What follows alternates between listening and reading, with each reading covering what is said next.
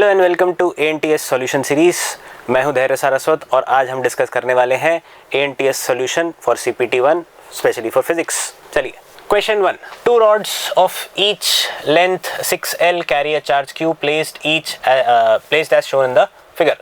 Find magnitude of electric field at point P which is at a distance of 5L from the center of each rod। यहाँ से centre से जो distance दिया गया है ये 5L दिया गया है। रॉड की लेंथ जो है वो 6L दी गई है। तो अगर इसको देखा जाए, बेसिकली एक 6L का आपके पास में रॉड दिया गया है, इसके ऊपर चार्ज कुछ रखा है Q। अगर इस 6L और चार्ज Q वाले रॉड के कारण देखा जाए तो सेंटर जो बोला गया है ये यहाँ से कुछ 5L डिस्टेंस दूर है फ्रॉम पॉइंट P। अगर ये P पॉइंट से 5L डिस्टेंस दूर है तो यहाँ से अपन इलेक्ट्रिक फील्ड निकालने के लिए एक काम कर सकते हैं। सिंपल सा, अगर मैं यहाँ से कुछ x डिस्टेंस पर एक छोटा सा एलिमेंट कट करूँ जिसकी लेंथ है dx, तो इस छोटी सी dx लेंथ के कारण जो भी इलेक्ट्रिक फील्ड आ रही होगी वो हम निकाल सकते हैं। वो छोटी सी जो भी इलेक्ट्रिक फील्ड आ रही है dE, that is equals to ये छोटा सा चार्ज जो आएगा k into dq divided by यहाँ से यहाँ तक का distance, that is x square. ये dq अगर लिखा जाए तो dq लिखा जा सकता है लैम्डा इंटू dl या dx लेंथ। लैम्डा चार्ज जो है, charge density, that is q upon 6L।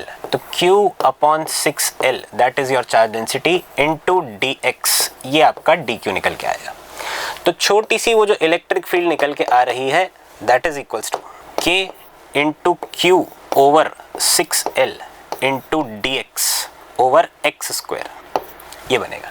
इस छोटे से एलिमेंट के कारण अगर इतनी इलेक्ट्रिक फील्ड आनी है तो टोटल इलेक्ट्रिक फील्ड जो इस पूरे एलिमेंट के कारण आएगी उसके लिए आपको इंटीग्रेट करना पड़ेगा। लेकिन इंटीग्रेशन जो आपका जाएगा वो जाएगा यहाँ से x इक्वल्स टू 2L से x इक्वल्स टू 8L तक, क्योंकि सेंटर तक की दूरी 5L थी। सेंटर की दूरी अगर 5L है, ये पूरी लेंथ अगर 6L है तो ये 3L होगा, ये 3L है तो ये 2L होगा। This is 2L, this is 8L। तो ये लिमिट जाएगी फ्रॉम 2L टू 8L। सब चीज़ें जो कांस्टेंट है उनको अगर बाहर निकाला जाए तो KQ over 6L into integration 1/x square, 1/x square का इंटीग्रेशन आपके पास आएगा माइनस का 1/x, limit goes from 2L to 8L। तो KQ ओवर 6L लिमिट अगर आप इसमें पुट करें तो ये आएगा, माइनस कॉमन बाहर ले लेते हैं, 1/8L minus 1/2L, this goes -3/8। तो पूरी की पूरी इलेक्ट्रिक फील्ड आपके पास आ रही है माइनस का KQ ओवर 6L इंटू ये हुआ -4 प्लस 1, तो -3/8L। तो टोटल वैल्यू ये निकल के आ रही है KQ बाय 16L स्क्वायर। KQ by 16L square net electric field निकल के आएगी एक एलिमेंट के कारण। अगर आप दोनों एलिमेंट के कारण देखें तो इसके कारण भी उतनी इलेक्ट्रिक फील्ड आएगी, इसके कारण भी उतनी ही इलेक्ट्रिक फील्ड आएगी। इनका दोनों का नेट जो आ रहा होगा इस पॉइंट पे, E and E are at an angle of 60 degree, तो E नेट जो आएगा, E net is equals to E into √3, दो बराबर बराबर वेक्टर्स 60 डिग्री एंगल्स पे। तो ये आपके पास वैल्यू आई थी KQ divided by 16L square into √3, ये आपका आंसर बनेगा। अच्छा, आपके पास जो ऑप्शंस दिए गए हैं वो एप्सिलॉन नॉट के टर्म्स में दिए गए हैं। तो k को आप 1/4 पाई एप्सिलॉन नॉट लिख सकते हैं। k को 1/4 पाई एप्सिलॉन नॉट लिखेंगे तो ये आ जाएगा Q √3 over 64 pi epsilon not into L square. तो Q √3 upon 64 pi epsilon not L square, option A जो है that is your correct answer. Question 2. Which of the following graphs correctly represents the variation of gravitational potential with distance r from the center of a uniform thin spherical shell? Thin spherical shell की बात हो रही है और gravitational potential वो पूछ रहा है। तो thin spherical shell अगर आप देखें thin spherical shell के अंदर जो gravitational field होती है वो 0 होती है। अगर अंदर ग्रेविटेशनल फील्ड 0 है तो अंदर की तरफ जो पोटेंशियल आना चाहिए वो कांस्टेंट आना चाहिए, और बाहर की तरफ जो पोटेंशियल निकल के आता है वो सारा का सारा मास सेंटर पर कॉन्सेंट्रेटेड मानते हुए आप निकाल सकते हैं। तो आउटसाइड जो पोटेंशियल निकल के आएगा V outside that is equals to minus of G into total mass upon radius R, radius R या फिर डिस्टेंस जो भी निकल के आया है वहां से सेंटर से स्मॉल r, उसके बराबर आएगा। अंदर तो कांस्टेंट ही निकल के आना है, यानी सरफेस पर ही मैक्सिमम पोटेंशियल निकल के आना है। सरफेस पर मैक्सिमम पोटेंशियल निकल के आना है तो ये ग्राफ आपका बनेगा कुछ इस तरीके से कि जैसे जैसे आप बाहर जाएंगे पोटेंशियल कम होता जाएगा, बट R से अंदर आपका पोटेंशियल कांस्टेंट आना चाहिए and it is negative in nature. तो दोनों ग्राफ्स में अगर आप चेक करेंगे आपके पास ऑप्शन ए और ऑप्शन सी दोनों है, उसमें से अगर आप देखेंगे तो option A is more appropriate, क्योंकि पोटेंशियल, ग्रेविटेशनल पोटेंशियल जो है वो नेगेटिव निकल के आएगा, it is an attractive force. Option A will be your right answer. Question 3. A mass of 1 kg is moving along x with a speed of initial velocity 10 meter per second and enters a rough region ranging from x equal to 0.1 to 1.9 metre. तो एक particle है जो 0.1 metre से शुरू होता है और x equals to 1.9 metre तक जाता है। जब ये पार्टिकल यहाँ एंटर हुआ उस वक्त इसकी वेलोसिटी थी कुछ 10 मीटर पर सेकेंड, मास कुछ बता दिया गया है कि 1 kg है। ये जब आगे बढ़ता है तो एक रिटार्डिंग फोर्स उसके ऊपर एक्ट करती है which is equals to minus K R. तो रिटार्डिंग फोर्स जो भी आया है that is equals to minus K R, यानी एक्सेलरेशन या रिटार्डेशन जो है that is equals to minus K by M into are.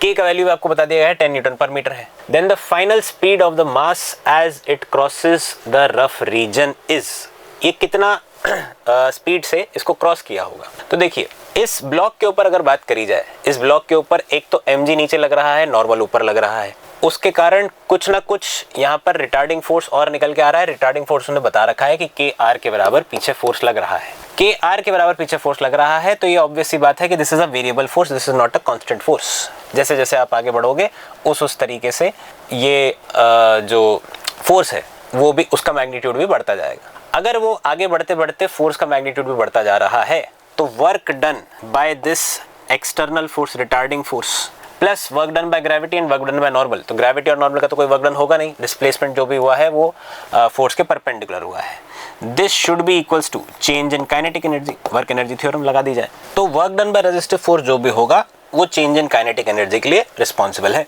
Resistive force का वर्क डन जो है, क्योंकि रेजिस्टिव फोर्स पीछे लगा है, डिस्प्लेसमेंट आगे हुआ है, तो ये कुछ ना कुछ नेगेटिव निकल के आएगा, minus of K X into D X, ये लिमिट जाएगी 0.1 से 1.9 तक, that should be equal to final kinetic energy, तो जो भी फाइनल काइनेटिक एनर्जी आएगी माइनस इनिशियल काइनेटिक एनर्जी जो भी थी, तो हाफ 1 इंटू 10 का स्क्वायर, ये जो वर्क डन आएगा ये आएगा माइनस का 10 इंटीग्रेशन x, तो x square by 2, limit goes from 0.1 to 1.9। इसको अगर आप सॉल्व करें तो ये आएगा माइनस का 5 इंटू 1.9 का आप स्क्वायर करेंगे तो 3.61, 0.1 का स्क्वायर करेंगे 0.01, 3.61 माइनस 0.01 तो ये आ जाएगा 3.6, तो 5 इंटू 3.6 ये आ गया माइनस का 18 जूल्स, माइनस का 18 joules is equals to K final minus 100 by 2 that is 50 joules. तो के फाइनल मेरे पास निकल के आ रहा है, आप इसको इधर लेके आएंगे तो 50 minus 18 that is 32 joules. 32 joules का ये वैल्यू आया। 32 जूल्स का अगर ये वैल्यू आ रहा है तो मुझे पूछी गई है फाइनल स्पीड, तो half M into V square, ये आया 32 का, तो वी स्क्वायर ये आ रहा है 64, यानी कि v का वैल्यू इज 8 मीटर पर सेकेंड, v फाइनल 8 मीटर पर सेकेंड, यानी कि option C will be your right answer.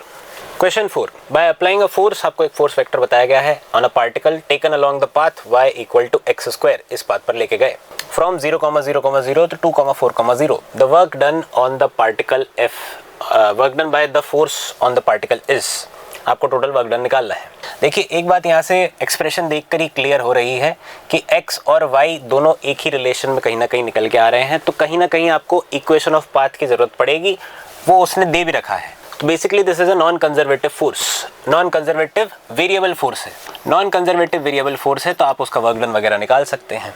Work done आया होता integration F X D X plus integration F Y D Y plus integration F Z D Z for a variable force. अगर आप इसको ध्यान से देखें तो x में तो कोई फोर्स है ही नहीं, सिर्फ y और z में ही है। उसमें भी अगर आप देखें तो डिस्प्लेसमेंट z में कुछ हुआ ही नहीं है, डिस्प्लेसमेंट z में कुछ हुआ ही नहीं है, तो ये लिमिट गोज फ्रॉम 0 टू 0, ये वर्क डन 0 निकल के आएगा। x में क्योंकि फोर्स नहीं है तो इसलिए ये वर्क डन भी 0 निकल के आएगा, तो आपके पास सिर्फ y में वर्क डन बचा।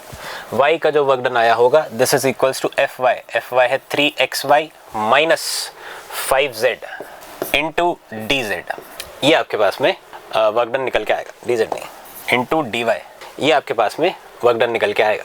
इसमें भी अगर आप z का वैल्यू देखें तो z पूरे रास्ते ही क्या हमेशा कांस्टेंट 0 ही रहा है, क्योंकि z पूरे रास्ते 0 रहा है तो z इज इक्वल टू 0 अगर आप इसके अंदर सब्सटीट्यूट करें तो ये गायब हो जाएगा। अब बचता है x और y। y और x के लिए उसने मुझे रिलेशन बता रखा है कि y is equals to X square, या x जो है that is equals to root y। तो ये जो एक्सप्रेशन आया है ये आपका कुछ ऐसा बन जाएगा 3 टाइम्स ऑफ y की पावर 3/2 dy, जिसमें y की लिमिट गोज फ्रॉम 0 to 4। इसको अगर आप इंटीग्रेट करेंगे तो ये आएगा 3 टाइम्स ऑफ y की power 5/2 into 2/5, limit goes from 0 to 4। ये आपके पास हो जाएगा 6/5 इंटू y की पावर 5/2, तो 4 की पावर 5/2 माइनस 0, 4 की पावर 5/2 तो बचा 2, 2 की पावर 5 वो हो जाएगा 32, 32 इंटू 6, 32 इंटू 6/5 ये हो जाता 18, 19, 192, 192/5, 192/5 जूल्स। ये आपका कुछ ना कुछ वर्क डन निकल के आएगा। Option D will be your correct answer. Question 5, a particle is attached at one end of massless rod. आपको रॉड दी गई है, whose other end is fixed to a point O। ये ऐसा कुछ कहानी है। A particle is given minimum velocity at the lowermost point. इस पॉइंट पर मिनिमम वेलोसिटी दी गई so that it can complete the vertical circular motion. तो रॉड के लिए आपको कंडीशन याद होगी कि बॉटम मोस्ट पॉइंट पर जो आपको वेलोसिटी चाहिए वो आपको √4gl चाहिए, तभी जाकर ये पूरा का पूरा मोशन कंप्लीट कर पाएगा। तो बॉटम पर उसने वेलोसिटी बता दी है। Find the net force on the particle when it is at a position P। जब यहाँ से ये 37 डिग्री के पर पहुंचेगा, the length of the rod is L। तो जब ये यहाँ से कुछ इस जगह पर पहुंचा, ये एंगल आपको बता रखा है कि 37 डिग्रीज है, तब इसके ऊपर नेट फोर्सेस कितने आ रहे हैं ये आपको बताना है। देखिए नेट फोर्स अगर देखा जाए तो किसी भी सर्कुलर मोशन में आपके पास में 2 टाइप का फोर्स आएगा। एक सेंटर के अलोंग जो नेट फोर्स लग रहा है उसको आप सेंट्रीपिटल फोर्स बोलते हैं, और एक टेंजेंट के अलोंग जो टेंजेंशियल फोर्स लग रहा होगा that will be your force in the tangential direction. तो नेट फोर्स अगर देखा जाए तो √FC² + FT² ऐसा कुछ निकल के आना चाहिए फॉर एनी सर्कुलर मोशन। इस पर्टिकुलर केस में अगर बात करें तो हम ये सेंट्रीपिटल फोर्स और टेंजेंशियल फोर्स की जानकारी ले सकते हैं। बॉटम मोस्ट पॉइंट पर मुझे वेलोसिटी पता है √4gl है। 37 डिग्री ऊपर जाने पर ये कितना हाइट ऊपर जाएगा ये मुझे पता लग जाएगा। ये अगर हाइट मुझे पता लग गया तो मैं यहाँ की वेलोसिटी लिख सकता हूँ। इस पॉइंट पर अगर मुझे सेंट्रीपिटल फोर्स वगैरह चाहिए तो मुझे वेलोसिटी की जानकारी चाहिए, उसके लिए मैं टोटल मैकेनिकल एनर्जी कंजर्वेशन कर रहा हूँ। इस पॉइंट पर जो भी काइनेटिक एनर्जी पोटेंशियल एनर्जी थी और इस पॉइंट पर जो भी काइनेटिक पोटेंशियल है वो सेम होनी चाहिए, क्योंकि टेंशन अंदर की तरफ लग रहा है, work done by tension is 0। इसके लिए पोटेंशियल एनर्जी कुछ ना कुछ बढ़ रही है। अगर पोटेंशियल एनर्जी कुछ ना कुछ बढ़ रही है तो काइनेटिक एनर्जी कुछ ना कुछ कम हो रही होगी। तो gain in potential energy is equals to loss in kinetic energy. Gain in potential energy that is mgh that is equals to loss in kinetic energy. Loss in kinetic energy आएगा initial kinetic energy minus final kinetic energy. तो mgh that is equals to half m बाहर निकाल लिया जाए v initial का square minus v final का square. Mass and mass will cancel out. मेरे पास में v फाइनल का वैल्यू आ जाएगा v इनिशियल का स्क्वायर माइनस 2gh का अंडर रूट। ये हम जानते भी थे, सीधा फॉर्मूला भी आप यूज कर सकते हैं, अपन ने क्लास में निकाल रखा है। ये आएगा 4gl माइनस h। कितना हाइट ये ऊपर गया है, तो अगर ये l लेंथ थी तो ये लेंथ यहाँ से यहाँ तक ये l cos 37, तो ये कितना हाइट बचा है, तो ये हाइट बचा होगा l minus l cos 37। l cos 37 that is 4l/5, तो l minus 4l/5 that is l/5, तो ये आ जाएगा 2gl/5। इसकी पूरी अगर आप वैल्यू निकालें तो ये आ रहा है 20 - 2 दैट इज 18gl/5, 18gl/5। इतनी स्पीड आ रही है इस पॉइंट पर। इस पॉइंट पर अगर इतनी स्पीड आई है तो सेंट्रीपिटल फोर्स निकाली जा सकती है। Centripetal force is equals to MAC। MAC ये आपका वेलोसिटी आया तो v²/r 18g/5 आपका सेंट्रीपिटल एक्सेलरेशन बन जाएगा। तो सेंट्रीपिटल फोर्स इज 18 mg/5। अगर आप टेंजेंशियल फोर्स की बात करें तो फॉर टेंजेंशियल फोर्स यहाँ से एंगल बना है 37 डिग्री। इस पॉइंट पर mg तो कुछ नीचे लग ही रहा था, इसी को अगर आप आगे एक्सटेंड करें तो 37 डिग्री ये है, तो यहाँ से इस तरफ mg sin 37 लगेगा। mg sin 37 यानी ये आता 3mg/5। 3mg/5 टेंजेंशियल डायरेक्शन में कुछ इस तरह नीचे की तरफ लग रहा है, तो टेंजेंशियल फोर्स भी आपके पास आ चुका है दैट इज 3mg/5। तो नेट फोर्स की अगर बात करें नेट फोर्स आपके पास आता under root of F C square plus F T square. F C आपके पास आ चुका है, एफ सी आपके पास आया था I think 18 M G by 5, 18 M G by 5 का whole square plus 3 M G by 5 का होल स्क्वायर। इस पूरे में से आप एम जी बाई 5 कॉमन बाहर निकाल ही सकते हैं। आपके पास नेट बचेगा 18 का स्क्वायर प्लस 3 का स्क्वायर। 18 का स्क्वायर इज 324, 324 प्लस 9 333, तो 333 का अंडर रूट, 333 का अंडर रूट mg अपॉन 5। तो ऑप्शन सी आपका करेक्ट आंसर बनेगा। क्वेश्चन 6, आपको एक सिस्टम दिया गया है, उस सिस्टम को रेस्ट से रिलीज किया गया है। 5 kg, 8 kg, 10 kg ऐसे आपको 3 मासेस दिए गए हैं। अगर इसको रेस्ट से रिलीज किया जाए तो देखिए 50 न्यूटन का फोर्स तो इस 5 kg पर नीचे लग रहा है, लेकिन आप इस तरफ अगर देखें तो इधर 80 न्यूटन का फोर्स लगता। अगर ये ग्राउंड यहाँ पर नहीं होता तो क्या 8 kg वाला नीचे चला गया होता? ऑफ कोर्स वो वाला मास ज़्यादा है, वो थोड़ा नीचे जाता, लेकिन ये ग्राउंड ने इसको सपोर्ट कुछ ना कुछ प्रोवाइड कर दिया है, तो यहाँ पर कुछ ना कुछ नॉर्मल ऊपर लग रहा होगा, जिसके कारण ये 8 kg नीचे नहीं जा पा रहा है। अगर 8 kg नीचे नहीं जा पा रहा है तो ये 5 kg का भी कुछ एक्सेलरेशन नहीं होगा। तो अगर 8 kg का एक्सेलरेशन 0 तो 5 kg का एक्सेलरेशन भी 0 है। ये दोनों के दोनों इस पुली से कनेक्टेड थे। अगर इन दोनों का ही कोई एक्सेलरेशन नहीं है तो पुली का भी कोई एक्सेलरेशन नहीं होगा। उस पुली का कोई एक्सेलरेशन नहीं है तो वो जिस स्ट्रिंग से कनेक्टेड है उधर 10 kg वाली से, उसका भी कोई एक्सेलरेशन वगैरह नहीं आ रहा हो। ये एक तरीका हुआ इसको सॉल्व करने का। आप एक और तरीके से इस बात को कह सकते थे, ये टेंशन फाइंड आउट अगर कर ली जाए तो भी आपको काफ़ी सारी चीज़ें क्लियर हो जाएगी। उस टेंशन की अगर आप बात करें तो 8 kg का FBD, 8 kg के ऊपर 80 न्यूटन्स लगा नीचे, ऊपर की तरफ कुछ ना कुछ टेंशन लगा होगा, ऊपर की तरफ ही कुछ ना कुछ नॉर्मल भी लगा होगा। इसका एक्सेलरेशन आना है 0, तो 80 should be equal to t plus n। यही घूम घाम के 5 kg के ऊपर लगा होता तो 5 kg ब्लॉक के ऊपर अगर देखा जाए तो 5 kg पर टेंशन T लगा है, ऊपर नीचे लगा है 50 न्यूटन। इसका भी एक्सेलरेशन 0 आना चाहिए, तो 50 और टेंशन T बराबर है, 50 और टेंशन T बराबर है, तो यहाँ पर टेंशन का वैल्यू 50, तो नॉर्मल का वैल्यू यहाँ से निकल के आ रहा है 30 न्यूटन, टेंशन का वैल्यू यहाँ से निकल के आ रहा है 50 न्यूटन्स। अब मैं ऐसा क्यों कह रहा हूँ कि इसका एक्सेलरेशन 0 है? क्योंकि 8 kg का मास का एक्सेलरेशन ज़्यादा आना चाहिए था, लेकिन ग्राउंड है, ग्राउंड ने कुछ ना कुछ नॉर्मल लगा के उसको सपोर्ट कर दिया है, इसलिए इसका एक्सेलरेशन 0, इसका भी एक्सेलरेशन 0 आएगा। टेंशन आपको मिल गई है, इसके ऊपर अगर आप सॉल्व करें तो इस पुली पर 50 न्यूटन इस तरफ से लग रहा है, 50 न्यूटन इस तरफ से लग रहा है, तो ऊपर की तरफ जो स्प्रिंग में टेंशन आया होगा वो भी कुछ 100 न्यूटन आया होगा। वही 100 न्यूटन घूम फिर करके 10 kg पर इधर लग रहा है, विच इज 100 न्यूटन। नीचे mg भी 100 न्यूटन लगी रहा था। इस पर भी हो सकता था कि कुछ नॉर्मल आता, लेकिन क्या टेंशन ने ही इस 100 न्यूटन को बैलेंस कर दिया है? तो क्या किसी नॉर्मल की कोई ज़रूरत पड़ी? किसी नॉर्मल की कोई ज़रूरत नहीं है, नॉर्मल आपका 0 बन के आएगा। But this 10 kg mass is still in equilibrium, उसका भी कोई एक्सेलरेशन वगैरह निकल के नहीं आएगा। तो सारे के सारे मासेस ही एक तरीके से इक्विलिब्रियम में है, रेस्ट पर है। टेंशन नॉर्मल जो भी आपसे पूछा जाए सब आप निकाल सकते हैं। अगर एक एक करके आप सारे ऑप्शंस चेक करें तो एक्सेलरेशन की ही बात कर रहा है, सारे ही ऑप्शंस में एक्सेलरेशन कुछ ना कुछ बोला गया है, सारे ही ऑप्शन गलत हैं। सिर्फ जो ऑप्शन डी है, acceleration of 5 kg block is 0, that is the right one. तो option D will be your right answer. Question 7. If K represents kinetic energy, V represents velocity and T represents time, and these are chosen as fundamental units, then dimensional formula for surface tension is, जिसमें उसने surface tension बता रखा है, that is force per unit length, although ये उतना बताने की शायद ज़रूरत नहीं थी। तो surface tension is equals to force per unit length। force per unit length है, इसका मतलब इसका डायमेंशन निकल के आएगा m1 L0 T minus 2।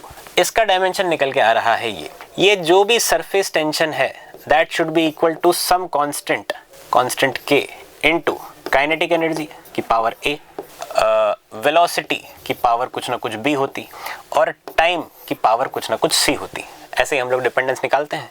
Surface tension का मेरे पास डायमेंशनल फॉर्मूला आ ही चुका है, m1t minus 2 that is equals to, constant का तो कोई डायमेंशन होगा नहीं, एनर्जी का आ जाएगा m1 L2 t minus 2 to the power a, velocity हो जाएगी LT minus 1 to the power b, and time period time की पावर c। तो पहली इक्वेशन, अगर आप मास के डायमेंशंस को कंपेयर करें तो इस तरफ मास का डायमेंशन है 1, इसका तरफ मास का डायमेंशन है a, तो a का वैल्यू आपके पास सीधे सीधे आ गया है 1।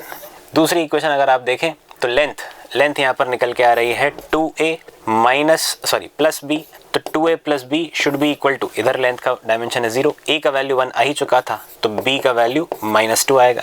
और c की अगर आप बात करें तो -2a, टाइम का डायमेंशन -2a, माइनस का b plus c should be equal to -2, b -2 आ ही चुका है, a 1 आ चुका है, तो this is -2 plus 2 plus c is equals to -2, plus 2 -2 cancel हो जाएंगे, c का वैल्यू आपके पास आ रहा है -2। तो काइनेटिक एनर्जी की पावर 1, वेलोसिटी की पावर -2, टाइम की पावर -2, k v की पावर -2, t की power -2, that will be your answer, that is option A. Question 8, the displacement of a body is given by, आपको एक एक्सप्रेशन दे रखा है, where t is time and a is a constant, its velocity is, a constant है ध्यान रखिएगा, तो मुझे डिस्प्लेसमेंट का एक्सप्रेशन दिया गया है, x is equals to under root of a square minus t square plus t times of cos t square. अगर आप इसको एक बार डिफरेंशिएट कर दें with respect to time dx by dt, तो ये निकल के आता 1/2 root a square minus t square, t square का फिर से डिफरेंशिएशन होगा माइनस टी स्क्वायर का, तो ये आ जाएगा माइनस का 2t प्लस इस t और cos t स्क्वायर का अगर आप प्रोडक्ट रूल से डिफरेंशिएशन करें तो t को तो t का डिफरेंशिएशन अकेले का 1 cos t square plus t को छोड़ें cos t स्क्वायर का डिफरेंशिएशन, तो ये आया होता cos का डिफरेंशिएशन माइनस का साइन, तो minus sine t square into t square का डिफरेंशिएशन, तो t स्क्वायर का डिफरेंशिएशन रहा होता 2t। तो टोटल वैल्यू आपके पास वेलोसिटी की निकल के आ रही है -t over under root of a square minus t square plus cos t square plus minus 2t square sine t square, तो -t under root of a square minus t square cos t square minus 2t square sine t square, option B is coming out to be your right answer.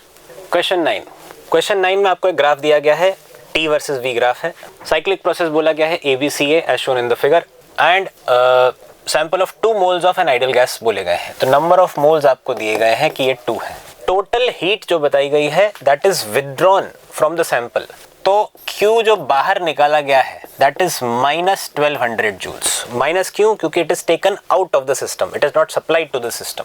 उसके बाद कहता है find the work done by the gas during the part BC वाले part में कितना work done हुआ है ये हमें निकालना है। देखिए फर्स्ट लॉ ऑफ थर्मोडायनेमिक्स अगर अपन देखें तो डेल्टा Q जो भी होता है that is equals to delta U plus delta W।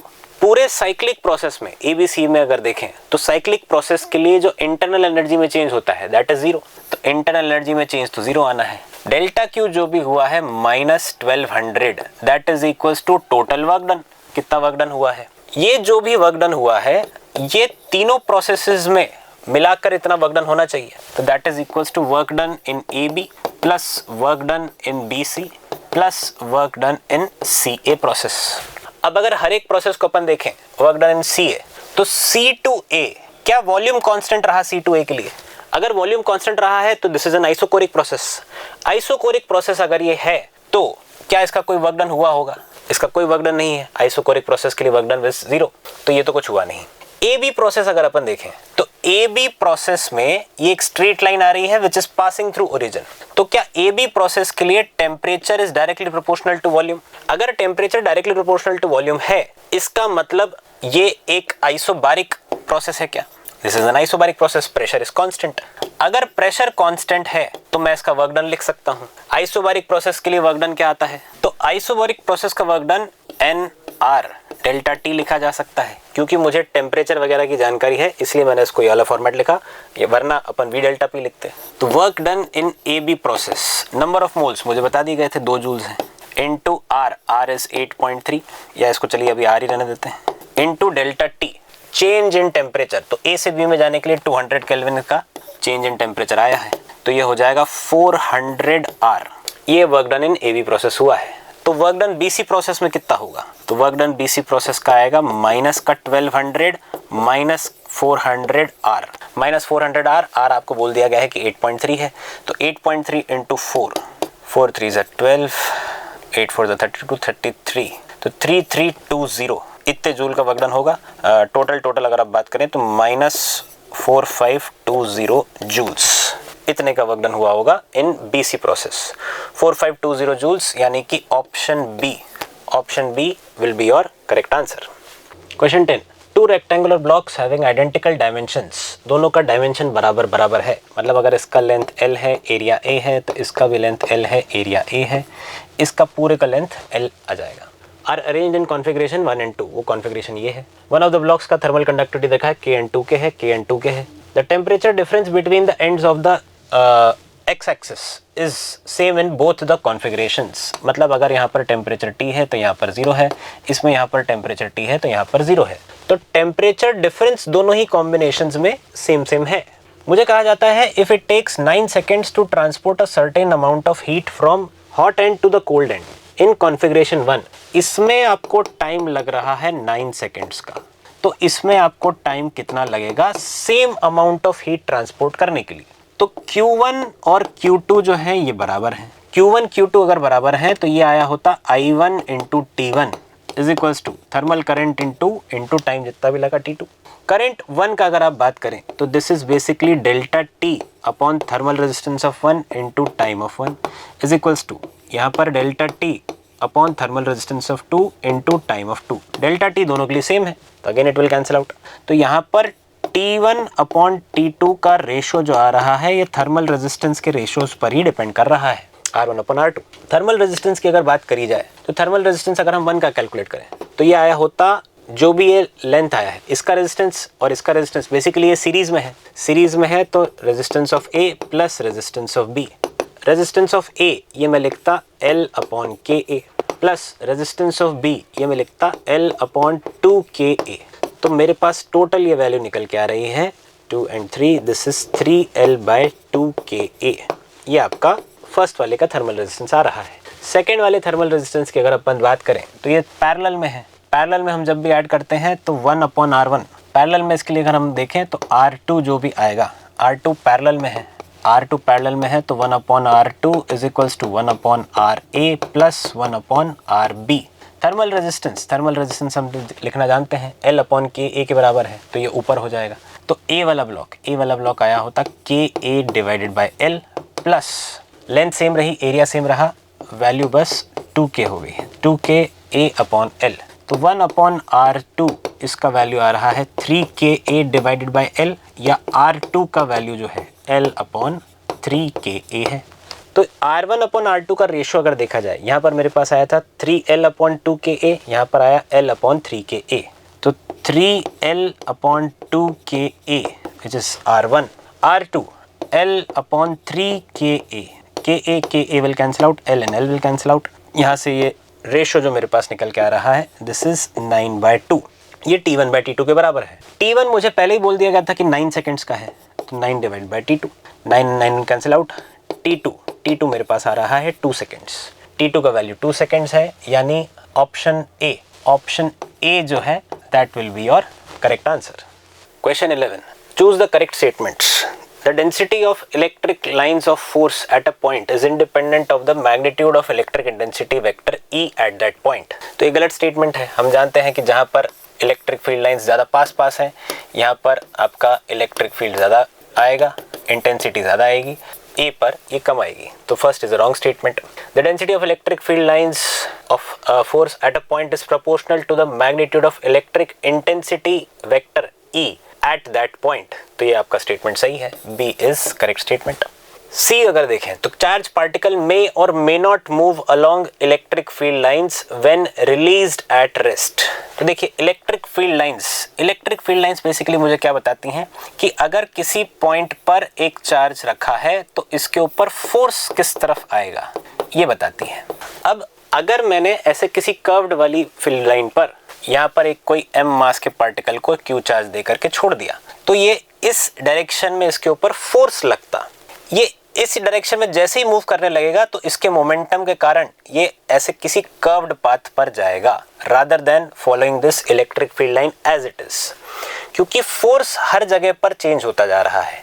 Electric field line force का डायरेक्शन बताती है, वो कभी भी वेलोसिटी का डायरेक्शन नहीं बताती है। तो हो सकता है कि ये इसी डायरेक्शन में मूव कर जाता। अगर मान लीजिए इस टाइप की कोई इलेक्ट्रिक फील्ड होती, स्ट्रेट लाइन इलेक्ट्रिक फील्ड होती, तो ये इसी डायरेक्शन में मूव कर गया होता, that would have been correct. लेकिन कर्व्ड वाली में भी इसी लाइन पर आगे जाएगा ऐसा जरूरी नहीं है, वो मोमेंटम के कारण, मास के कारण हो सकता है किसी और लाइन पर आगे बढ़े।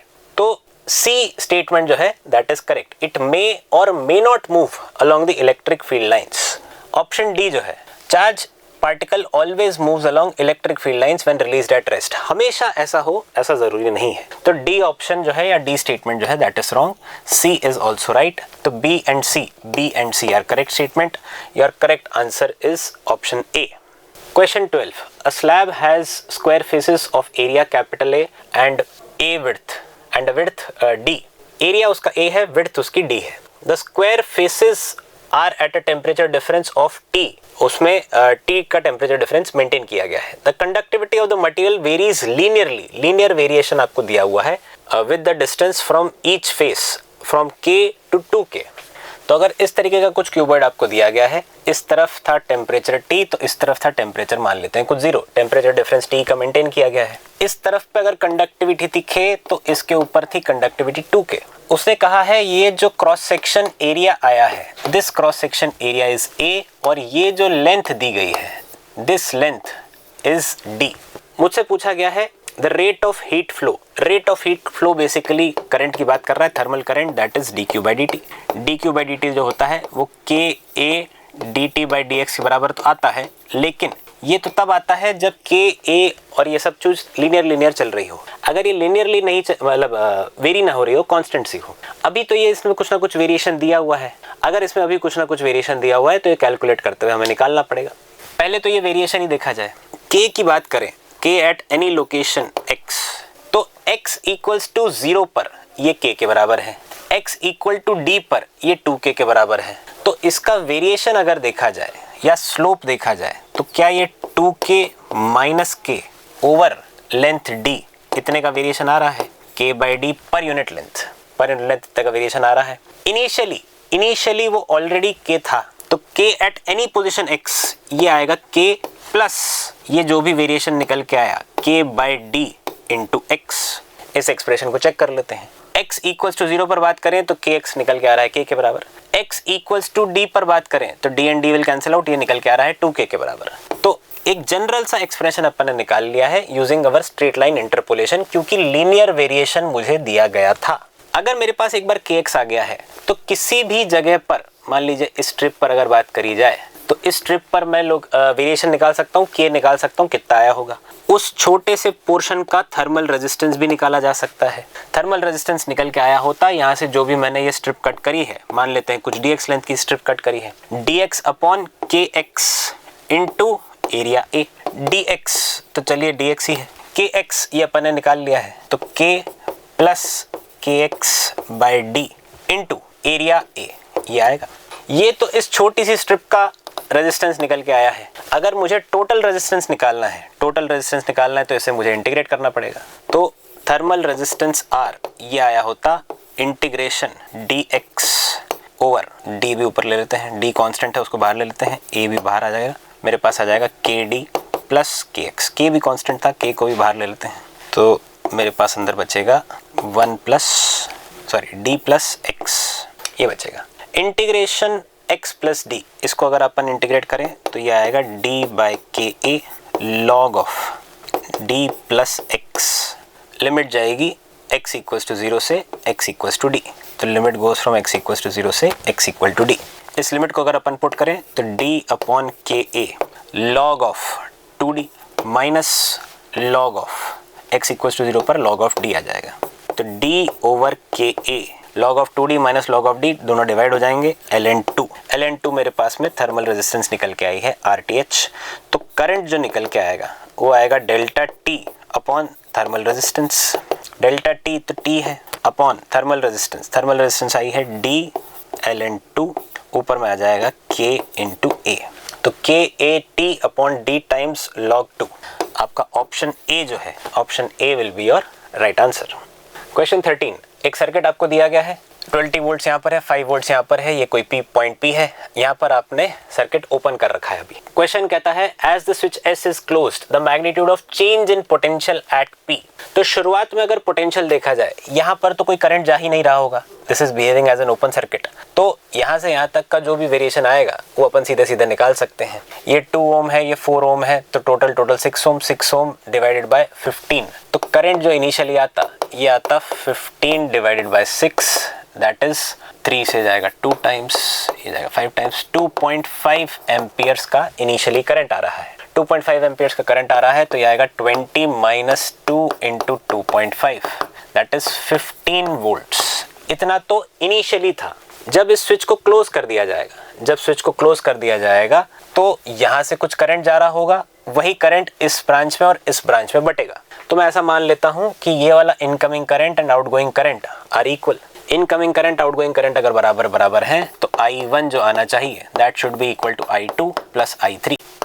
करंट फर्स्ट वाले पार्ट में अगर अपन देखें तो मैंने मान लिया उस V वाले पॉइंट का पोटेंशियल है V, तो current flows from higher to lower, तो 20 minus V divided by resistance, resistance is 2, that is equals to I2। I2 इस वाली ब्रांच में करंट, तो V minus 5 higher potential minus lower potential divided by resistance 4 plus higher minus lower, तो ground ही कर रखा है उसको, तो V minus 0 divided by resistance that is 2, तो 2 एंड 2 ये कैंसिल हो जाएंगे।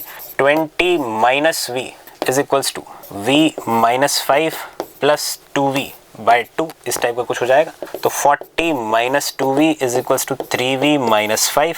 सब चीज़ अगर एक तरफ ले आए तो इस तरफ ही आ जाएगा 45 is equals to 5V। V का वैल्यू आ रहा है 9 वोल्ट्स। इनिशियली वो आया था 15 वोल्ट्स, अब आ रहा है 9 वोल्ट्स। तो चेंज इन पोटेंशियल पूछ रहा है वो। Change in potential is 6 volts. Change in potential is 6 volts. Option D will be your right answer. Question 14, a solid conducting sphere of radius A has a net positive charge of 2Q। तो अंदर वाला sphere जो भी है उस पर charge कुछ है 2Q and this is a positive charge. Conducting spherical shell has inner radius B and outer radius C. ऐसा कुछ आपको बताया गया है। बाहर वाले शेल के ऊपर कुछ ना कुछ माइनस Q चार्ज ऑलरेडी था। माइनस Q चार्ज अगर ऑलरेडी था तो मुझसे पूछा गया है surface charge density on the inner and outer surfaces. तो देखिए अंदर वाले पर अगर कुछ 2Q चार्ज आ गया है तो ये सामने वाले पर equal and opposite charge induce कराता। Equal and opposite charge induce कराता तो इसके ऊपर आया होता माइनस का 2Q। अब अंदर अगर माइनस 2Q आना है तो बाहर प्लस 2Q हो जाएगा, क्योंकि नेट चार्ज तो आपका उतना ही रहना चाहिए। बाहर already plus minus Q already था, तो प्लस 2Q बाहर चला गया, प्लस माइनस Q ऑलरेडी था, तो क्या नेट बाहर वाले सरफेस के ऊपर एक प्लस Q चार्ज बच गया है। बाहर वाले सरफेस के ऊपर एक प्लस Q चार्ज बच गया है, तो इसका सरफेस चार्ज डेंसिटी ये हो जाता Q अपॉन 4 पाई C स्क्वायर, और अंदर वाले का सरफेस चार्ज डेंसिटी ये हो गया होता माइनस 2Q अपॉन 4 पाई B स्क्वायर। तो ऐसे कुछ चार्ज डिस्ट्रीब्यूशन निकल के आएंगे, अंदर वाले पर माइनस 2Q, बाहर वाले पर प्लस 2Q, लेकिन माइनस Q ऑलरेडी था तो इसलिए net charge is plus Q। उसके accordingly this is your surface charge density and on the inner surface this is your surface charge density. तो टोटल अगर आप देखेंगे तो option A will be your correct answer. Question 15. A block of mass m is placed on surface with a vertical cross section given by y equals to x cube by 6. If the coefficient of friction is 0.5, then the maximum height above the ground at which the block can be placed without slipping. Without slipping आप उसको कितना ऊपर तक place कर सकते थे। देखिए ये बेसिकली एंगल ऑफ रिपोज जैसा कुछ सवाल बन रहा है। जैसे जैसे अपन ऊपर जा रहे हैं ये इंक्लाइन प्लेन का एंगल बढ़ता जा रहा है। किसी ना किसी एंगल पर जाकर क्या वो पार्टिकल स्लिप कर जाता है। वो एंगल कौन सा होता है जब वो स्लिप करना शुरू करता है, that is equals to angle of repose. Angle of repose के लिए आप जानते हैं कि tan थीटा r जो होता है that is equals to mu. इस एंगल पर जाके वो फिसलना शुरू कर देता।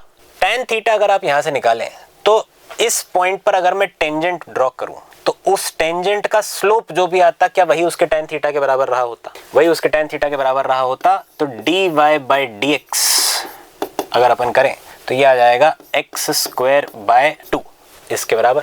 यही dy by dx tan theta के बराबर होगा।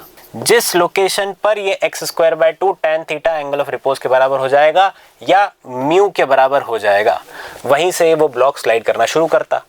वहीं से वो ब्लॉक स्लाइड करना शुरू करता तो x square by 2 is equals to 0.5, ये 1.5 से 1/2 कैंसिल हो जाएगा। एक्स का वैल्यू निकल के आ रहा है 1 मीटर। एक्स का वैल्यू अगर 1 मीटर निकल के आया है तो उसने मुझसे पूछा है maximum height from ground. Maximum height पूछा है तो y is equals to x cube by 6 यानी कि 1/6 मीटर्स। 1/6 मीटर पर वो फिसलना स्टार्ट कर देता, यानी option C will be your right answer. Question 16, equivalent resistance between A and B. अब देखिए यहाँ से अगर कुछ करंट जाएगा तो इस पॉइंट का और इस पॉइंट का पोटेंशियल सेम होगा क्योंकि दोनों शॉर्ट कर रखे हैं। सिमिलरली इस पॉइंट का पोटेंशियल भी सेम होगा क्योंकि दोनों को शॉर्ट कर रखा है। अगर मैं मानूं ये x है तो ये भी x है, ये y है तो ये भी y है, तो x और y के बीच में ये दोनों आए, उन दोनों का इक्विवेलेंट 15 ओम। ये y और ये x है, ये भी तो दोनों एक तरीके से उसी पोटेंशियल डिफरेंस पर आ गए जिस पोटेंशियल डिफरेंस पर ये दोनों थे, yx। ये भी 15 ओम, ये 15 ओम, ये 15 ओम आपस में पैरेलल हो गए। ये x ये y, तो अगेन ये दोनों आपस में पैरेलल हो गए, दैट इज 15 ओम। तो 15 ओम 15 ओम 15 ओम ये तीन तो आपस में पैरेलल पे हैं। इनका सबका जो इक्विवेलेंट आएगा दैट इज इक्वल्स टू 5 ओम। तो आपके पास नेट सर्किट कुछ ऐसा बन गया है कि ये आएगा आपके पास में 6 ओम, बीच में आपके पास में x वाले पॉइंट और y वाले पॉइंट जो भी हैं उन सब के बीच में जो नेट निकल के आया है दैट इज 5 ओम, और आखिरी में आपके पास में एक 8 ओम रेजिस्टेंस और लगा है। तो 6 and 5 that is 11 plus 8 that is 19 ohms. ये दोनों और ये दोनों और ये दोनों, ये 6 रेजिस्टर्स आपस में पैरेलल आ जाएंगे। तो 19 ओम के हिसाब से option D will be your right answer. Question 17. A 400 Newton block is dragged along a horizontal surface by an applied force F as shown in figure. The coefficient of friction is 0.2, वो अपने उधर रखा है, and the block moves at a constant velocity. Constant velocity अगर बोला है तो इसका मतलब acceleration 0 रहा होगा। तो magnitude F force वो पूछ रहा है कितना magnitude का force रहा होगा। तो अगर मेरे पास ये कोई m मास का ब्लॉक है, 400 न्यूटन उसका मास उसका वेट दे रखा है, तो mg इसका जो दे रखा है दिस इज 400 न्यूटन। यहाँ पर 37 डिग्री पर कोई ना कोई फोर्स लग रहा है, तो इस तरफ F cos 37 लग रहा होगा which is equals to 4F/5, and ऊपर की तरफ कुछ ना कुछ F sin 37 लग रहा होगा, F sin 37 यानी दैट इज 3F/5। साथ साथ ये कुछ ना कुछ ऊपर की तरफ नॉर्मल भी लग के आएगा। वर्टिकल डायरेक्शन में अगर हम बात करें तो mg नॉर्मल और F sin 37 ये दोनों तीनों एक दूसरे को बैलेंस कर रहे होंगे क्योंकि वर्टिकल डायरेक्शन में इक्विलिब्रियम है। हॉरिजॉन्टल में 4F/5 के कारण ये आगे जाने की कोशिश कर रहा है, तो पीछे की तरफ कुछ ना कुछ फ्रिक्शन लग रहा होगा। और क्वेश्चन में हमें बोल दिया गया है कि कांस्टेंट वेलोसिटी से चलता है। कांस्टेंट वेलोसिटी से चलता है इसका मतलब इसका एक्सेलरेशन 0 आना चाहिए। एक्सेलरेशन 0 आना चाहिए तो पीछे की तरफ जो फ्रिक्शन लग रहा होगा दैट इज काइनेटिक फ्रिक्शन, क्योंकि ड्रैग हो रहा है तो म्यू इनटू नॉर्मल के बराबर पीछे लग रहा होगा। ये वाला फ्रिक्शन और F cos 37 ये दोनों बराबर होने चाहिए। तो 4F/5 should be equal to mu into normal. Normal का अगर हम इक्वेशन देखें तो नॉर्मल को निकालने के लिए ये तीनों फोर्सेस बैलेंस होने चाहिए। तो normal plus 3F/5 should be equal to mg जो है हमारा 400 न्यूटन है। तो नॉर्मल का वैल्यू मेरे पास आ गया mg minus 3F/5। mg minus 3F/5 को यहाँ पर पुट कर देते हैं, तो 4F/5 should be equal to mu है हमारे पास में 0.2 टाइम्स ऑफ नॉर्मल आएगा mg माइनस 3F/5। इसको अगर अपन सॉल्व करें f वाली सारी टर्म एक तरफ ले आते हैं, तो 4/5 f plus 0.6 into F/5 is equals to 0.2 mg। 4F/5 4.6F/5 हो गया, ये 4.6F/5, तो F का वैल्यू मेरे पास निकल के आएगा 5 टाइम्स 5/4.6 इंटू 0.2 इंटू mg का वैल्यू हमको दे रखा है 400 न्यूटन है। इसको अगर अपन सॉल्व करें this and this force will cancel out, dot will cancel out, you get 10 4,000/46 4,000/46 रफली आप ऑप्शंस चेक करें। 4,000/46 10 से 100 से कुछ कम आना चाहिए, तो 87 न्यूटन अप्रॉक्सीमेटली ये वैल्यू 87 न्यूटन की आएगी। तो option C will be your right answer. Question 18 कहता है when a resistor of 10 ohm is connected across a battery the current is 0.5 ampere. एक बैटरी दी गई है, उसकी ईएमएफ मैंने मान ली कुछ ई है, इंटरनल रेजिस्टेंस आर है। अगर मैं उसको 10 ओम रजिस्टर से कनेक्ट करता हूं तो इसमें जो करंट आता है I1 वो 10 एम्पियर्स का आता है। Sorry not 10 amperes, this is 0.5 amperes, 0.5 amperes का करंट आता है। When the same battery is connected across 5 ohm resistor, यानी 5 ओम एक्सटर्नल रेजिस्टेंस अगर लगाया जाए तो ये जो करंट आता है I2 ये आता है 0.8 amperes. The EMF and internal resistance of the battery are, EMF और इंटरनल रेजिस्टेंस अपने को कैलकुलेट करना है। इसी में अगर मैं KCL KVL लगाते हुए इक्वेशंस लिखूं तो E माइनस इंटरनल रेजिस्टेंस के अक्रॉस जो ड्रॉप होता IR, एक्सटर्नल रेजिस्टेंस के अक्रॉस जो ड्रॉप हो रहा है minus IR1, this should be equal to 0। तो यहाँ से अगर अपन देखें तो E माइनस I है 0.5, इंटरनल रेजिस्टेंस पता नहीं है तो 0.5 R माइनस 10 टाइम्स ऑफ 0.5 तो ये हो गया 5 इज इक्वल्स टू 0। तो मेरे पास एक इक्वेशन आ गई है E minus 0.5 R is equals to 5। यही बात दूसरी कंडीशन के लिए अगर अपन करें तो यहाँ भी इक्वेशन सिमिलर सी बनेगी, बस करंट थोड़ा अलग है। तो E minus I2 into R minus I2 into capital R2, this should be equal to 0। E निकालना है, माइनस I2 वो हमें दे रखा है तो 0.8 R माइनस 0.8 इंटू 5 तो ये 4 ओम हो गया, this should be equal to 0। तो E minus 0.8 R that should be equal to 4। एक इक्वेशन ये, दूसरी इक्वेशन ये, दोनों इक्वेशंस को अपन सॉल्व कर सकते हैं। फर्स्ट इक्वेशन में सेकंड इक्वेशन को माइनस कर दे तो E and E will cancel out. 0.5 R minus 0.8 तो 0.3 R is equals to 5 minus 4 that is 1। तो स्मॉल r का वैल्यू 1/0.3 यानी 10/3 ओम्स, इतने का स्मॉल r आ रहा है। स्मॉल r को आप वापस इसी के अंदर पुट कर दें तो E माइनस 10/3 इंटू 5 तो ये हो गया 5/3 इज इक्वल्स टू 5। तो E का value 5 plus 5/3, 5 plus 5/3 that is 20/3 volts. तो 10/3 एंड 20/3 इतना आना चाहिए। 10/3 एंड 20/3, 10/3 ओम्स एंड 20/3 वोल्ट्स। तो option C will be your correct answer. Question 19 बोलता है in a metallic conductor, metal का कंडक्टर दिया गया है, under the effect of applied electric field the free electrons of the conductor, कैसे वो move करते हैं उसके ऊपर आपको 3-4 स्टेटमेंट्स दिए गए हैं। पहला स्टेटमेंट चेक करते हैं, drift from higher potential to lower potential. देखिए कंडक्टर जब भी लगाया जाएगा तो अगर ये हायर पोटेंशियल है, ये लोअर पोटेंशियल है, तो current flows from higher to lower. Current अगर इधर जा रहा है तो इलेक्ट्रॉन्स तो उससे उल्टे डायरेक्शन में जाएंगे, इलेक्ट्रॉन्स उससे उल्टे डायरेक्शन में जाएंगे, तो ये उल्टी बात कह रहा है। They drift from higher to lower नहीं, लोअर टू हायर होना चाहिए था, this is the wrong statement. Second अगर अपन देखें तो move in curved paths from lower potential to higher potential. Move from lower to higher, ये तो बात वो ठीक कह रहा है, लेकिन कर्व्ड पाथ में वो मूव करेंगे, कर्व्ड पाथ में वो मूव करेंगे। अब उसको चेक करते हैं। मान लीजिए यहाँ पर एक इलेक्ट्रॉन था, यहाँ पर दूसरा इलेक्ट्रॉन था, यहाँ से यहाँ तक ये कुछ रैंडमली ऐसे ब्राउनियन मोशन करते हुए नॉर्मली जाते। लेकिन अगर मैंने यहाँ पर कुछ ना कुछ इलेक्ट्रिक फील्ड लगा रखी है, ऐसी कुछ इलेक्ट्रिक फील्ड इस तरफ लग रही है, तो इन सारे के सारे इलेक्ट्रॉन्स के ऊपर कुछ ना कुछ फोर्स इधर की तरफ लग रहा है, F इक्वल टू QE। अगर ये फोर्स इस तरफ लग रहा है तो क्योंकि ये रैंडम मोशन के कारण कुछ ना कुछ वेलोसिटी तो इनकी ऑलरेडी थी, उसके साथ साथ इनके ऊपर कुछ ना कुछ एक्सेलरेशन भी आ गया है, तो ये V वेक्टर और A वेक्टर के बीच में कुछ ना कुछ एक जनरल एंगल थीटा बन रहा है। अगर V वेक्टर A वेक्टर के बीच में कोई एक जनरल एंगल थीटा बन रहा है तो ये पक्की बात है कर्व्ड पाथ में जाएगा, कर्व्ड पाथ में जाएगा। ये ऐसे स्ट्रेट इनके कोलिजन्स नहीं होंगे, ये कुछ ऐसा कोलिजन होगा, फिर ऐसा कुछ कोलिजन होगा, फिर कुछ ऐसा कोलिजन होगा, जैसा भी होगा, लेकिन एक कर्व्ड पाथ में जा रहा हो। तो move in curved paths from lower potential to higher potential, ये कुछ ठीक सा तो लग रहा है। और स्टेटमेंट चेक करते हैं। Option C, move with uniform velocity throughout from lower potential to higher potential. Uniform velocity से हमेशा चलते हैं। देखिए ड्रिफ्ट वेलोसिटी हम लोग जरूर निकालते हैं। ड्रिफ्ट वेलोसिटी क्या होती है, कितना नेट इलेक्ट्रॉन इस तरफ शिफ्ट होता जा रहा है, लेकिन एक्चुअल में अगर आप उसका मोशन देखेंगे तो वो अभी भी जिगजैग कुछ रैंडम मोशन सा करता हुआ जा रहा है।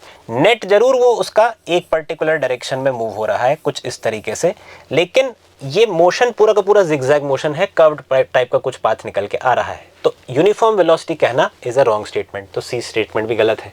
ऑप्शन डी अगर देखें, move in a straight line path in the same direction as applied to the electric field. Again जैसा हमने बात करी, लगातार रैंडमली कहीं ना कहीं कोलाइड होते रहेंगे।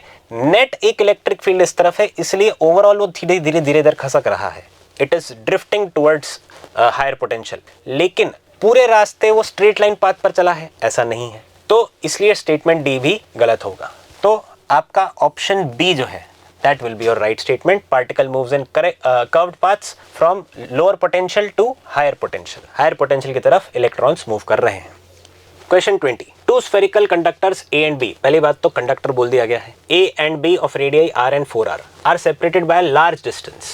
If the same charge is given to both the spheres and later they are connected by a conducting wire, then in equilibrium condition, ratio of electric fields कितना कितना आएगा at surface of A and B. तो पहली चीज तो बहुत दूर दूर पे दो अलग अलग रेडियस के कंडक्टिंग स्फीयर्स रख दिए गए हैं. दोनों पर चार्ज सेम दिया गया इनिशियली. इस पर भी चार्ज क्यू था, इस पर भी चार्ज क्यू था. बाद में क्या हुआ, इन दोनों को आपस में कनेक्ट किया गया. आपस में कनेक्ट किया गया थ्रू अ वायर और इक्विलिब्रियम कंडीशन आने तक का वेट किया. जब भी अपन ऐसे कंडक्टिंग वायर से कनेक्ट करते हैं तो एट द एंड सब में पोटेंशियल सेम सेम आ जाएगा. Current will flow till potential is equal at both the ends. तो पोटेंशियल ऑफ 1 पोटेंशियल ऑफ 2 दोनों बराबर हो जाना चाहिए. पोटेंशियल 1 पोटेंशियल 2 बराबर है, इसका मतलब के Q1 upon R1 is equals to के Q2 अपॉन R2. जब तक नहीं हो जाता तब तक ये चार्ज ट्रांसफर चलता रहेगा. सो के एंड के विल कैंसिल आउट. मेरे पास Q1 और Q2 का रेशो आ गया, that is R1 bye R2.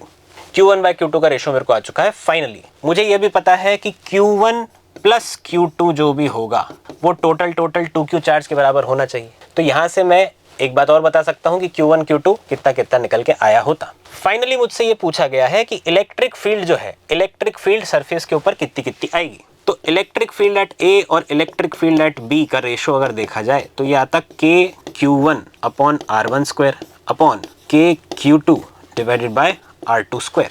के will cancel out. Q1 upon Q2 into R2 square by R1 square, ऐसा कुछ निकल के आ रहा है. क्या Q1 बाय Q2 का रेशो मुझे मिल चुका है, that is R1 bye R2.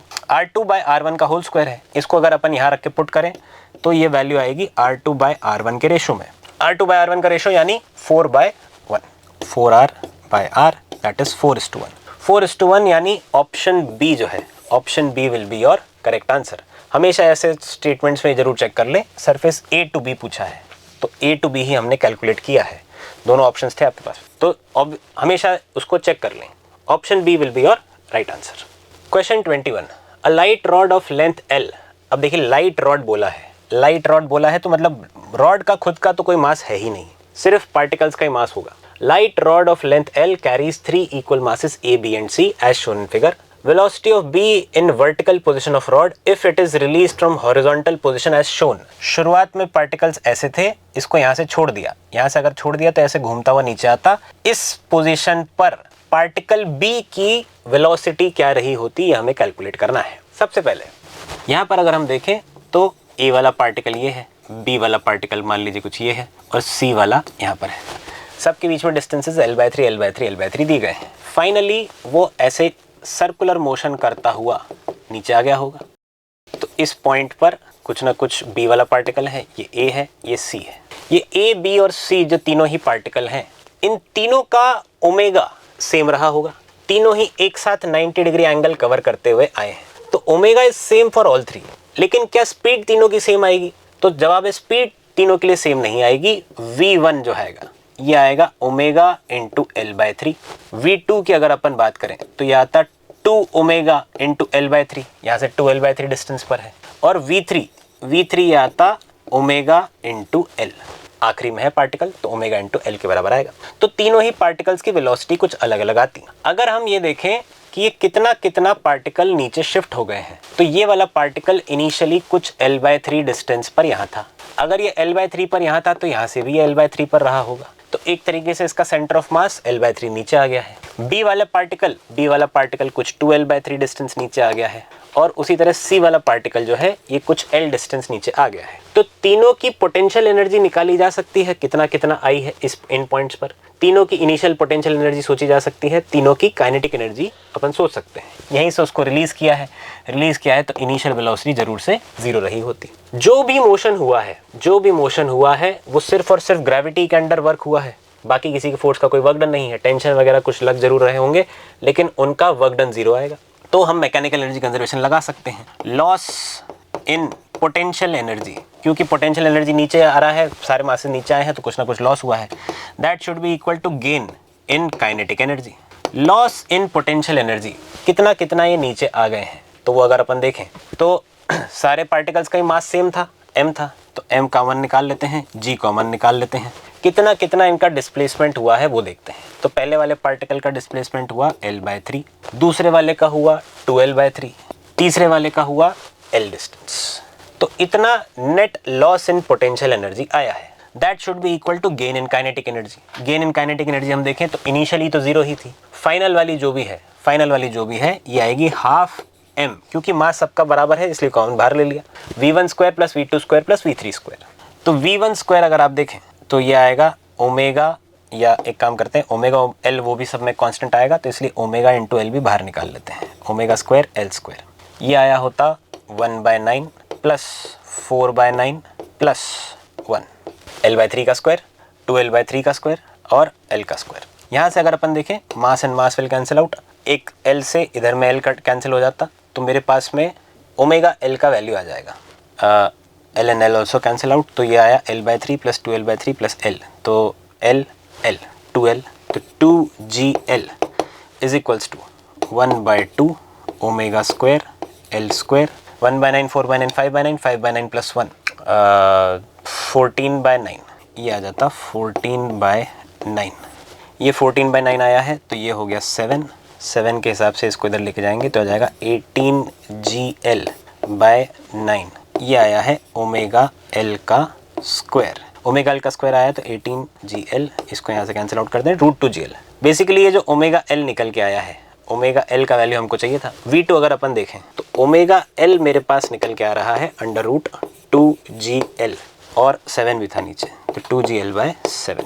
तो v2 मेरे पास आएगा 2/3 times of omega l, 2/3 times of omega l मतलब 2gl/7। तो इसको अगर अपन ऐड करें तो ये आएगा l/3 + 2l/3 that is l and l 2l, तो ये मेरे पास आ गया 2gl is equals to 1/2 ओमेगा² l², 4 + 1 5 और इधर पर आप देखेंगे 14/9 ये आ जाएगा। इसको अगर हम सॉल्व करें तो ये आ जाएगा 2 से गया ये 7 टाइम्स, ये इधर जाएगा 18, तो 18gl/7 का under root that is your omega × l। Omega l का वैल्यू ये आ गया है, मुझे सिर्फ b वाले पार्टिकल की वेलोसिटी चाहिए थी, b वाले पार्टिकल की वेलोसिटी चाहिए तो वेलोसिटी ऑफ b v2 ये आया होता 2/3 of omega l, 2/3 of omega l आया है। इसकी वैल्यू अगर अपन यहाँ पुट करें तो ये आएगा v2 is equals to 2/3 under root of 18gl/7। 3 को अंदर लेके जाएं तो 9 हो जाएगा, 9 से गया 2 टाइम्स, 2 को अंदर लेके जाएं तो 4 आ जाएगा, तो ये आ रहा है अंडर रूट ऑफ 4gl/7, नहीं 2 से 8 हो जाएगा तो 8gl/7 ये आ रहा है। n का वैल्यू अगर अपन यहाँ देखें तो n इज इक्वल्स टू 8 आ रहा है, तो n = 8 that is your answer. Question 22, the figure shows the face and interface temperature of composite slabs of 4 layers of 2 materials. K और 2 के 2 टाइप के मटेरियल दिए गए हैं, आपको अलग अलग कंपोजिट स्लैब दिया है। दे हैव आइडेंटिकल थिकनेस, सबकी थिकनेस बराबर है। Under steady state find the temperature, यहाँ पर बीच में टेम्परेचर कितना आया होगा। तो टेम्परेचर निकालने के लिए अब देखिए ये सारा का सारा कॉम्बिनेशन एक तरीके से सीरीज में है। अगर सारा का सारा कॉम्बिनेशन सीरीज में है तो current will be flowing like this from higher temperature to lower temperature. तो इस स्लैब में से जो करंट आया है, इस स्लैब में से जो करंट आया है, इस स्लैब में से जो करंट आएगा और लास्ट वाले में से जो करंट आएगा वो सब बराबर आना चाहिए। थर्मल करंट अगर सब में बराबर आ रहा है क्योंकि स्टेडी स्टेट कंडीशन दे रखी है तो अपन इस वाले स्लैब का और इस वाले स्लैब का दोनों का करंट बराबर कर सकते हैं। तो I1 जो भी आएगा that is equals to I2। I1 मेरे पास आएगा K into area A into delta T मेरे पास 20 - 10 यानी 10 हो गया, अपॉन जो भी थिकनेस है मैंने मान ली कुछ T थिकनेस है। This should be equal to I2। ये जो करंट आता, ये करंट क्या आया होता, यहाँ का conductivity that is 2K into area, क्योंकि सब कुछ आइडेंटिकल है तो एरिया A ही आएगा। टेम्परेचर डिफरेंस ये कुछ 10 माइनस थीटा आएगा, higher temperature minus lower temperature, upon distance, दोनों के बीच में थिकनेस वो आपस T ही है। तो KAT सब कैंसिल हो जाएंगे, मेरे पास ये आएगा 5 = 10 माइनस थीटा। इसको आप इधर लेके आएंगे तो -5 = माइनस थीटा, यानी थीटा का वैल्यू 5 डिग्री सेल्सियस ये आ रहा है। डिग्री सेल्सियस में सब कुछ आएगा क्योंकि मैंने डेल्टा टेम्परेचर लिखा है, डेल्टा टेम्परेचर सब डिग्री सेल्सियस में ही था। तो answer will be 5। theta in degree Celsius. Question 23. An artificial satellite of mass m is orbiting the earth in a circular orbit of radius twice the earth's radius. तो initially वो कुछ 2r radius में ऐसे orbit कर रहा था. It is taken to another circular orbit of radius 4r. बाद में वो किसी 4r वाले ऑर्बिट में चला गया. The transfer is accomplished through an elliptical orbit as shown in the figure. इस ऑर्बिट से गया है. The energy needed to complete the job is calculated to be equal to इस फॉर्मेट में, where capital M is the mass of earth and small m is mass of satellite. तो find the value of k. मुझे k की value निकालनी है. देखिए, ये transfer orbit उसने दिया जरूर है, लेकिन आप जानते हैं कि इससे कोई फर्क पड़ने वाला है नहीं. क्यों नहीं फर्क पड़ने वाला है? क्योंकि जो भी ऑर्बिट के रास्ते से गया, इसके अंदर कुछ ना कुछ कंजर्वेटिव फोर्सेस, ग्रेविटी एक्ट कर रही थी. उसी ग्रेविटी को ओवरकम करके मुझे बाहर वाले ट्रांसफर ऑर्बिट में जाना पड़ा है. तो जो भी मैकेनिकल एनर्जी में चेंज आया होगा, that is equal to the external force का वर्क डन, या जो भी अपन को उसमें एफर्ट लगाना पड़ा, एनर्जी लगानी पड़ी. तो बेसिकली एक्सटर्नल फोर्स का जो भी वर्क डन हुआ है वो काइनेटिक एनर्जी को चेंज करेगा प्लस पोटेंशियल एनर्जी को चेंज करेगा. जितनी भी काइनेटिक एनर्जी, पोटेंशियल एनर्जी निकल के आने वाली थी, उसको वो चेंज कर रहा है. बेसिकली मैकेनिकल एनर्जी को चेंज कर रहा है. मुझे initial kinetic energy, potential energy पता है. अगर ये 2r रेडियस में ऑर्बिट कर रहा है तो कितनी ऑर्बिटल वेलोसिटी से गया होगा वो पता है. अगर वो 4r में चला जाएगा तो कितनी ऑर्बिटल वेलोसिटी जाएगा वो भी हमें पता है. यहाँ की पोटेंशियल एनर्जी लिखी जा सकती है, यहाँ की पोटेंशियल एनर्जी भी लिखी जा सकती है. एक चीज़ हमें और पता है, इस पर्टिकुलर ऑर्बिट में अगर वो घूम रहा है तो उसका टोटल एनर्जी कितना आता है या टोटल मैकेनिकल एनर्जी कितना आता है वो भी हमें पता है. तो for a bounded system, total mechanical energy जो होती है, total mechanical energy comes out to be half of potential energy. half of potential energy यानी minus gmm by 2r ये आती. तो पहले वाले की मैकेनिकल एनर्जी मुझे पता है, बाद वाले की मैकेनिकल एनर्जी मुझे पता है. उन दोनों में जो डिफरेंस आएगा वही work done by external force रहा होगा. तो mechanical energy final minus mechanical energy initial. Final mechanical energy अपन देखें अगर, तो माइनस का gmm upon 2 times of radius हो चुका है 4r, minus initial mechanical energy ये रहेगी g capital M small m upon initial radius था 2r. इस पूरे में से अगर अपन minus gmm by r 2r common बाहर निकाल लें तो मेरे पास बचेगा 1/4 माइनस 1/4 माइनस 1/2 दैट इज 1/4. 1/4 को अगर आप बाहर लेके आएंगे तो ये आएगा gmm bye 8r. gmm bye 8r जो कांस्टेंट है k का वैल्यू आ रहा है 8. k का value is coming out to be 8. Question 24. A wire of length 10 centimetre and radius आपको दिया गया है, connected across the right gap of a metre bridge. तो इसमें एक कोई रेजिस्टेंस लगाया गया है, मैं मान लेता हूँ कुछ R2 रेजिस्टेंस लगाया है. उसका रेजिस्टिविटी दिया हुआ है, लेंथ दिया हुआ है, रेडियस दिया हुआ है और लेंथ दिया हुआ है. When a resistance of 4.5 ohm is connected to the left gap, तो यहाँ पर आपको 4.5 ohm का रेजिस्टर दिया गया है. The balance point is found at 60 centimeters from the left end. तो लेफ्ट एंड से जो बैलेंस पॉइंट आता है इसकी लंबाई आपको बताई गई है कि ये 60 सेंटीमीटर्स पे आता है. मीटर ब्रिज है तो पूरी लेंथ 100 सेंटीमीटर रही होगी, तो बाकी की जो लेंथ बची that is 40 centimetres. If the resistivity of the wire, this wire, ऊपर वाले रेजिस्टर की बात कर रहा है, इस वायर की बात नहीं है, is r into 10 to the power -7 ohm metres, then the value of capital R is, वही हमें निकालनी है. रेजिस्टिविटी बेसिकली आपको निकालनी है. बैलेंस पॉइंट वो कह रहा है कि यहाँ पर आता है. बैलेंस पॉइंट पर अपन कंडीशन जानते हैं कि ये रेजिस्टर जो भी है अपॉन ये लेंथ इज इक्वल टू ये रेजिस्टर अपॉन ये लेंथ, या ऐसा भी कहा जा सकता है कि this resistor upon this resistor is equal to this resistor upon this resistor. तो 4.5 अपॉन R2 जो रहा होता दैट इज इक्वल्स टू इसकी जो भी रेजिस्टिविटी है इंटू 60 अपॉन इसकी जो भी रेजिस्टिविटी है into 40. Both these resistivities will cancel out, 0 से 0 चला जाएगा. मेरे पास यहाँ पर R2 का वैल्यू आ जाएगा 4.5 इंटू 4/6. 4.5 इंटू 4/6 ये हो गया 2/3. 9/3 9/3 इज 3. तो 3 ओम का ये रेजिस्टर है. 3 ओम का रेजिस्टर है, उसके लिए मुझे रेजिस्टिविटी और रेडियस वगैरह सब बता दिए गए हैं. तो this 3 ohm must be equals to rho L by A. Rho L by A के बराबर होना चाहिए. तो 3 ohm should be equal to rho L by A.